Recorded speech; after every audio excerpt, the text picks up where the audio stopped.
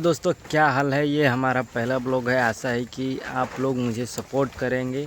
ये हमारा द्वार है। यहीं पे मतलब सब भैंस को बकरी वकरी सब रहती हैं। इधर भैंस वैस सब है, उधर गाय वाय सब।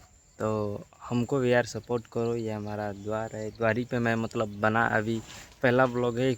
माना कि इसमें कुछ इंटरेस्टिंग बातें नहीं है, मगर अगली वीडियो में अगर आप लोग सपोर्ट करते हैं तो ज़्यादा से ज़्यादा पब्लिक में वो भी ब्लॉग करके दिखाएंगे पहला दिन।